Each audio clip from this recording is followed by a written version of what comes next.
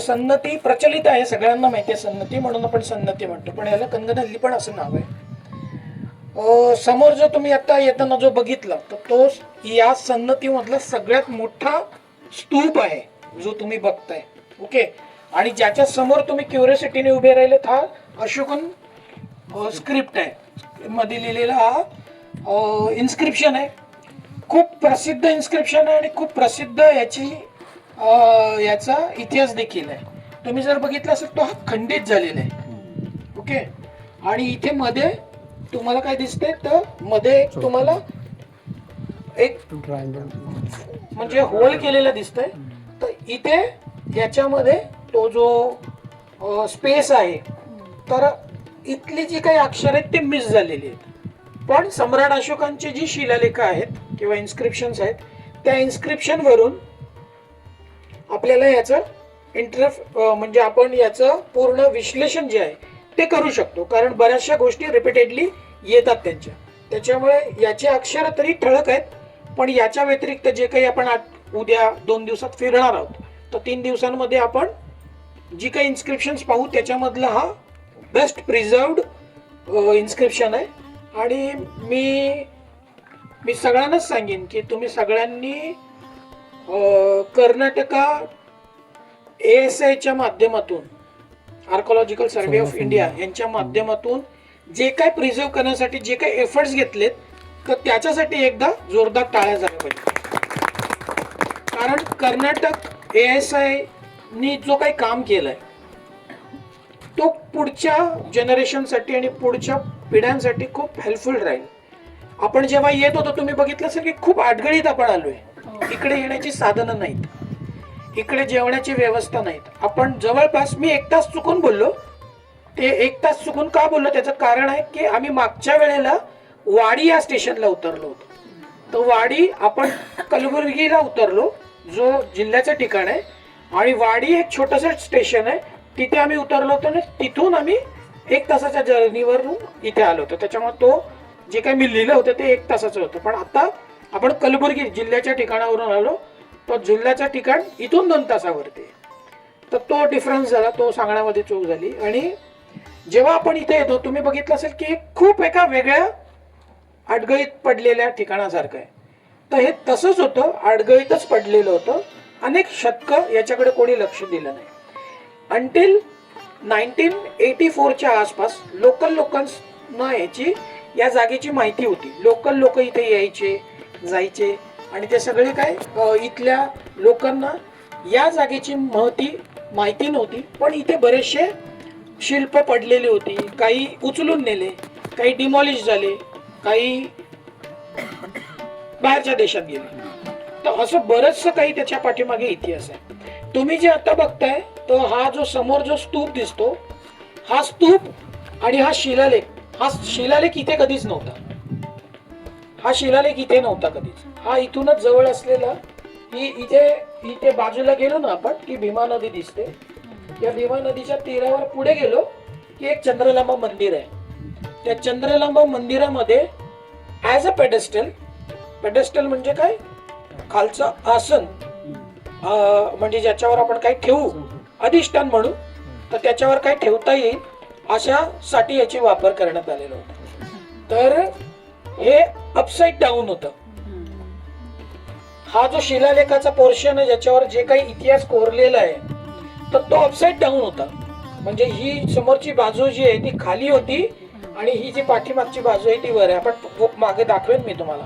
मागच्या वेळेला आलो होतो तेव्हा आम्हाला हात पण लावायला दिलेलं नव्हतं कारण यांनी सगळ्या रश्या बांधलेल्या होत्या. यू आर लकी की तुम्ही इथपर्यंत आला, हात लावताय तुम्ही. त्या आजपासून जवळपास 2300 वर्षापूर्वीच्या इतिहासाला हात लावताय. ओके. तर ही व्यक्ती कोण होती ज्यांनी हे सगळं केलं? हे जे इन्स्क्रिप्शन होतं ते चंद्रलांबा मंदिरामध्ये होतं आणि ॲज अ पेडेस्टल देवीचं मूर्तीच्या खाली ठेवण्यासाठीचं जे पाट म्हणतो आपण आजच्या भाषेमध्ये, पाट माहिती ना सगळ्यांना, पाट माहितीये. तर त्या पाटासारखा याचा वापर होत होता आणि तिची आंघोळ केल्यानंतर पाणी वाहून जायसाठी ती अशी याच्या पाठीमागे आहे ते सगळंच दिसेल तुम्हाला. आणि अपसाइड डाऊन असल्या कारणाने मूर्ती जी आहे देवीची ती याच्यावर ठेवलेली होती आणि ती ठेवण्यासाठी जी खोबडी तयार केली होती तिला असं लंब आकार होतो. म्हणजे मूर्ती आहे इकडे वर मूर्ती आहे, मूर्तीच्या खाली अशी खाच होती, ती जी खाच आहे ती याच्यात बरोबर फिट व्हायची, त्याच्यामुळे ती मूर्ती राहायची. आणि ज्या वेळेला तो छत पडला आणि मग नंतर सगळ्यांची धावपळ झाली आणि ते लोकल जे ऑफिसर्स होते ते गेले आणि त्यांनी जेव्हा बघितलं तर ते हे खंडित अवस्थेमध्ये त्यांना इन्स्क्रिप्शन सापडलं. आजही ठळकपणे याच्यातलं वाचता येतं आपल्याला, याचे इंटरप्रिटेशन आपण सांगूच. पण ह्या व्यतिरिक्त हे तिकडे होतं, कुठे, इथूनच जवळ चंद्रलांबा मंदिर आहे. आपण चंद्रलांबा मंदिरला पण जाणार आहोत, मी त्याच्यात मेन्शन नाही केलं, पण चंद्रलांबा मंदिरामध्ये जाणार होतो. चंद्रलांबा मंदिर कधीतरी विहार होतं एका काळामध्ये. ओके, शाक्त पंथातून या सगळ्या ज्या फिमेल डिएटीज आहेत हे शाक्त पंथातून येतात, वैदिकांचा संबंध नाही त्याच्याशी. बुद्धिस्ट कोण कोण आहे ते, नॉन बुद्धिस्ट किती आहेत, सगळे बुद्धिस्ट आहेत ना. खोचक प्रश्न आहे हा, पण जाणीवपूर्वक विचारतो, म्हणजे त्याला पण आपल्यासारखं करायला. Ajay Yadav by birth Buddhist नाही आहेत, पण ते बुद्धिस्ट आहेत, फॉलो करतात सगळ्या, आणि आर्कॉलॉजी ते त्यांनी केलेले, त्याच्यामुळे त्यांना सगळं माहिती आहे. ओके, तर शाक्त पंथातून ते येतात आणि शाक्त पंथातून फिमेल डिएटीज जे आहेत, महिला जे देवदेवता आहेत, त्या ज्या फिमेल डिएटीज आहेत त्या त्याच्यातून येतात शाक्त पंथातून. शाक्त पंथ हा बुद्धिझमचा एक सेक्ट आहे शेवटच्या काळात. ओके, त्याच्यातून ते येतं आणि तुम्हाला ते महामायांचं शिल्प वगैरे सगळं बघायला मिळेल. यू विल बी हॅपी, आपण जाऊन भेटू, व्हिजिट करू. तर हे त्याच्यासाठी वापर केलेलं होतं. आणि ASI कडून जेव्हा हे सगळं कळलं, ASI कडून मोठा फंड मिळाला. तर मोठा फंड मिळाला दोघांना, कोणाला, स्तूपाला प्रिझर्वेशनसाठी आणि चंद्रलांबा मंदिरासाठी. पण when you will go there and you will see की चंद्रलांबा मंदिर खूप छानपैकी बनवलेलं आहे, it is ready to welcoming you. आणि सन्नती स्तूपा इज लाईक असंच पडलेलं आहे. आणि म्हणजे सन्नती स्तूपा जो आता तुम्ही बघताय, तर फक्त सन्नती स्तूप नाही आहे, हा महाचैत्य म्हणजे महास्तूप होता. पण ह्याच्या बरोबरीने आणखीनही छोटे छोटे स्तूप्स आहेत जे आजही प्रतीक्षेत आहेत की तुम्ही कधी मला मातीच्या बाहेर काढता. अजूनही आहेत जंगलात, काही स्तूप आहेत जंगलात, काही अजूनही ठिकाणं आहेत की जे एक्सप्लोर होणं गरजेचे आहेत. पण इथे जो स्तूप सापडला, इथे जो काही स्तूपांवरती इन्स्क्रिप्शन सापडले, इथे जे काही आर्ट जो बघायला मिळतो, तो आर्ट तुम्हाला अख्ख्या जगात कुठे बघायला नाही मिळत. मी काय म्हणतो, परत वाक्य उच्चारतो, तुम्ही जो काही आर्ट आता इथे बघाल तो आर्ट अख्ख्या जगात बघायला नाही मिळत. एक असं शिल्प आहे की प्रत्यक्षात सम्राट अशोक तुम्हाला एका पॅनलवरती दिसतात. प्रत्यक्ष सम्राट अशोक, तुम्हाला सम्राट अशोकांचं शिल्प अख्ख्या जगात कुठे भेटणार नाही. तो फक्त आणि फक्त कुठे सापडतो, सन्नतीमध्ये. तर तुम्हाला जर सम्राट अशोक बघायचे असतील तर you have to reach to Sannati. सन्नतीमध्ये बघायला मिळतं आणि तो पॅनलही आहे. दुसरी गोष्ट, सम्राट अशोकांच्या नंतर मोठ्या प्रमाणामध्ये ज्यांनी बुद्धिझमला फंडिंग केलं, पॅट्रनेज दिलं, ते म्हणजे कोण, महाराष्ट्रातले सगळ्यात जुनं राज्यघराणं सातवाहन. त्यांचं सिमुख सातवाहनांचं देखील शिल्प इथे. आणि आय वॉज प्रिव्हिलेज की मला तिथे जायला मिळालं आणि तो सम्राट अशोकांचं शिल्प वगैरे बघायला मिळालं. आता मोठ्या प्रमाणामध्ये प्रिझर्वेशनचं काम चालू आहे. मधल्या आम्ही जेव्हा जानेवारी-फेब्रुवारीमध्ये आलो होतो तेव्हा तर ते सगळं काम ठप्प होतं. इथून तुमच्या साऊथ मध्ये जी काही आर्ट फॉर्म चालू होतो त्याचा जो दरवाजा आहे, त्याची जी आपण मेन गेट जे म्हणू, की इथून जे साऊथ मध्ये जो काही आर्ट फॉर्म डेव्हलप व्हायला चालू झाला त्याचा जो सुरुवात आहे तो सन्नतीपासून होतो. Sannati was a big trade hub. म्हणजे इथून एक ठिकाण आहे, तर त्या सावलीत आलं तरी चालेल, तर त्या तिथे तुम्ही जर बघितलं ना तर मोठं फोर्टिफिकेशन झालेलं आहे आणि तिथे मोठ्या प्रमाणामध्ये लोकांची वसाहत होती, तिथे मोठे ट्रेडर्स राहत होते आणि तिथून इकॉनॉमीची आदान प्रदान होत होती. ते एक जंगलातलं ठिकाण आहे. We will try to go there, बघूया कसं होतंय. पण आपलं टायमिंग आणि हे सगळं आणि तुमच्या बुकेने आवर जर घातली तुम्ही तर आपल्याला ते बघायला मिळेल, नाहीतर मग ते मिस करू आपण. पण इथे काही अशी इन्स्क्रिप्शन आहेत जवळपास या परिसरामध्ये, या स्तूपाला डोनर्स जे होते, डोनेशन दिलेलं होतं, डोनर्स लोकांचे डोनेशन इन्स्क्रिप्शन जवळपास 300 आहेत. बिगेस्ट होतं. म्हणजे हा तुम्ही जो बघताय हा फक्त बेस आहे याचा. म्हणजे ड्रम म्हणतो आपण त्याला, ते ड्रमचा भाग आहे.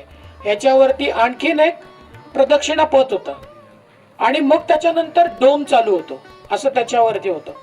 इथे आपण जसं बाकीच्या स्तूपांवरती बेस बघतो आणि डायरेक्ट ड्रम बघतो, बेस असतो आणि डायरेक्ट अंड बघतो ना, तर इथे तसं नव्हतं. इथे थोडंसं वेगळं होतं आणि इथे वेगळं एलिमेंट पण त्यांनी इंट्रोड्यूस केलेलं होतं, जे फक्त सन्नतीमध्ये स्टार्टिंगमध्ये झालं आणि त्याच्यानंतर मग साऊथमध्ये तुम्हाला मग अमरावती आणि नागार्जुन कोंडा, म्हणजे जे तेलंगणामध्ये आहे नागार्जुन कोंडा, तिथे बघायला मिळतं. म्हणजे याचं नाव, या स्तूपाचं नाव इन्स्क्रिप्शन मधून आपल्याला सापडलं. त्याला अधोलोको म्हणून बोलायची या स्तूपाला. अधोलोको महास्तूपा असं त्याचं नाव होतं आणि हा मोठ्या प्रमाणामध्ये डेव्हलपमेंट झालेली आहे. 3 फेजमध्ये याची डेव्हलपमेंट झाली. फर्स्ट फेज आहे, पहिला जो सुरुवात जी झाली तर इसवी सन पूर्व 3ऱ्या शतकामध्ये प्रियदर्शी चक्रवर्ती सम्राट अशोक यांच्या काळातच या स्तूपाची निर्मिती झाली. मग तो स्तूप कसा होता, तर तो बेसिक अवस्थेत होता, म्हणजे तो मातीच्या ढिगाऱ्यांमध्ये होता, लाकडांमध्ये तयार केलेला असं तो स्तूपा होता. पण जेव्हा सेकंड फेज आली तर त्याच्यावरती मोठ्या प्रमाणामध्ये डेकोरेटिव्ह पार्ट्स तयार झाले. म्हणजे त्याला आपण काय म्हणतो, ऑर्नामेंटेशन म्हणतो, म्हणजे सुशोभीकरण म्हणतो. तर ती झाली सातवाहनांच्या काळात, अर्ली सातवाहनास. आणि नंतरचे जे सातवाहन होते त्यांनी सुद्धा त्याच्यामध्ये आपले एलिमेंट्स त्यांनी दिलं. अशा 3 फेजेसमध्ये तुम्हाला ते स्तूपाचं ऑर्नामेंटेशन बघायला मिळतं, सुशोभीकरण करायला, म्हणजे अलंकरण, सुशोभीकरण नाही, अलंकरण करायला मिळतं. बुद्धिझम मध्ये स्तूपांचं जीर्णोद्धार करणं किंवा त्याला दान देणं याला खूप पवित्र मानलं गेलंय. त्याच्यामुळे तुम्हाला वारंवार स्तूपास बनवलेले बघायला मिळतील. तर स्तूपांमध्ये पण वेगवेगळे प्रकार आहेत, माहिती आहे ना सगळ्यांना. स्तूपांमध्ये वेगवेगळे प्रकार आहेत. म्हणजे कोणाच्या नावावर स्तूप तयार केला जातो, तर जे अरंत झालेले बदंत असतात, अरंत, त्यांच्या स्मृतीप्रित्यर्थ स्तूप बनवले जातात. तर अरंत झालेले कोण असतात, तर त्यांचे फेजेस आहेत, स्तोतापन्न, सकुतगामी, अनागामी आणि अरंत, असे 4 स्टेजेस आहेत. जो या प्रोसेसमधून बाहेर पडतो, या सगळ्या मानसिक आहे. फिजिकल तुम्हाला असं कोणी सर्टिफिकेट देणार नाही की तुम्ही अरंत झालेत. तुम्हाला ते स्वतःच्या ज्ञानाने ते मिळवावं लागतं, ते मानसिक आहे. तर अरंत जेव्हा तुम्ही होता, त्या अरंतांचे शारीरिक धातू त्यांच्या मृत्यूनंतर त्यांचे शारीरिक धातू सांभाळून पवित्र धातू असतात, त्याच्यावरती तुम्ही स्तूप निर्माण करता. अशी जी सुरुवात झाली आधी श्रमण परंपरेमध्ये होतीच, म्हणजे बुद्धांच्या आधी सुद्धा श्रमण परंपरा होती. पण बुद्धिझम जेव्हा स्टार्ट झालं तर याला जास्त पॉप्युलॅरिटी मिळाली आणि त्यातून पहिल्यांदा आपल्याला बघायला मिळतं की सम्यक संबुद्धांचं शारीरिक धातू सांभाळले गेले. सगळ्यांना माहिती आहे किती भागांमध्ये त्यांचा शारीरिक धातू, आपण 8 भागांमध्ये. प्रियदर्शी चक्रवर्ती सम्राट अशोकांच्या नंतर तो अनेक भागांमध्ये आणखीन विभागले गेले. त्याच्यातला काही पार्ट आल्याची शक्यता आहे इथे, कारण प्रियदर्शी चक्रवर्ती सम्राट अशोक यांनी स्वतः निर्माण केलेलं आहे आणि बुद्धांनी सुद्धा स्वतः सांगितलेलं आहे की त्यांचे स्तूप कुठे निर्माण करायचे. तर इथे बाजूनी भीमा नदी आहे, त्याच्या तीरावर हे वसलेलं छोटंसं ठिकाण आहे, तिथे हा स्तूप आहे आणि हा सगळ्यात मोठा स्तूप आहे. याच्या व्यतिरिक्त आणखीनही मोठे मोठे स्तूप सापडलेले आहेत, पण त्यांचं अजून मोठ्या प्रमाणामध्ये काम चालू आहे. तर हा स्तूप बघायला का लोक येतात, तर इथे सम्राट अशोकांचं शिल्प आहे. इथे सम्राट अशोकांच्या बरोबर सिमुख सातवाहन जे झाले त्यांचं शिल्प आहे. प्लस याच्यावरती आणखीनही काही जी शिल्प आहेत जी आपल्याला सामान्य जनतेला कळत नाही की यांचं काय म्हणणं आहे. शिल्पकारांनी सगळं म्हणलेलं आहे. आता सरांनी जसं ते अक्षर सांगत होते, ओके, तर अक्षर कळतात आता ठळक आहेत म्हणून, शिल्प काही समजत नाही आपल्याला. आणि इथं मुबलक प्रमाणात शिल्प होती. या स्तूपावरती एक नवीन एलिमेंट म्हणजे इंट्रोड्यूस केलं गेलं. सांचीला कोण कोण आलंय, ओके, सांचीला तोरणद्वार बघतो आपण. ते एक वेगळं एलिमेंट होतं सातवाहनांच्या काळात, ते पण बऱ्याच वेळेला डेव्हलपमेंट झालेली होती. पण इथे जो बघतो ना, इथे एक नवीन एलिमेंट इंट्रोड्यूस झालेलं, त्याला म्हणतात आयका प्लॅटफॉर्म. आयका प्लॅटफॉर्म हा तुम्हाला सांचीवर बघायला मिळत नाही. तर तो तुम्हाला आयका प्लॅटफॉर्म कुठे बघायला मिळतो, तर आत्ताच्या काळामध्ये नव्याने तयार केलेला, जेव्हा आपण ओरिसा अभ्यास दौऱ्यावर गेलेलो, धौली स्तूप जो आहे त्याच्यावरती ते असे पिलर्स उभे केलेले होते. तर ते 5 पिलर्स असतात. 5 हा आकडा कशासाठी आहे, तर इथे आयका पिलर्स होते, जिथे तुम्ही ऑफरिंग्स जे असतात, कुठले ऑफरिंग्स, तर तुमच्याकडे जे काही तुम्ही ऑफर करता, म्हणजे काय आता आपण काय ऑफर करतो, फुलं अगरबत्ती. अगरबत्ती आपला कधीच ट्रेडिशन नव्हता, अगरबत्ती आपल्याला चायनाकडून मिळाली. आपण फुलं आणि दिवे लावायचो, फुलं व्हायचो आणि दिवे लावायचो. तर ते आयका पिलर्स त्याच्यासाठी होते, जे पंचशिलेला डेडिकेटेड होते, आणि 4 दिशेंना 4 तोरणद्वार होते असं काही अभ्यासकांचं मत आहे. तर त्याचे काही पॅनल्स वगैरे भेटलेत, पण काही अभ्यासकांचं मतांतर आहे. मोनिका झेन नावाच्या मॅडम होत्या, त्यांनी याच्यावर काम केलेलं होतं. मोनिका झेन मॅडम इंडियन नाही आहे, तर मी त्यांना मेंटर मानतो. तर राजेश कुमार सिंग सर आणि त्यांची मोनिका झेन मॅडमचं चांगले फ्रेंडशिप आहे. हा, मोनिका झेन मॅडमचं पुस्तक पण आहे. आणि झेन, हा मोनिका झेन,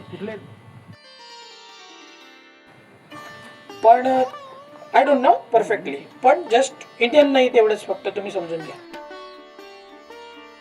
तर त्यांनी याच्यावर या पॅनल्स वरती काम केलंय. आता हे पॅनल्स काय आहेत, तर पॅनल्स असे आहेत की बुद्धांच्या जीवनाशी संबंधित ज्या ज्या काही घटना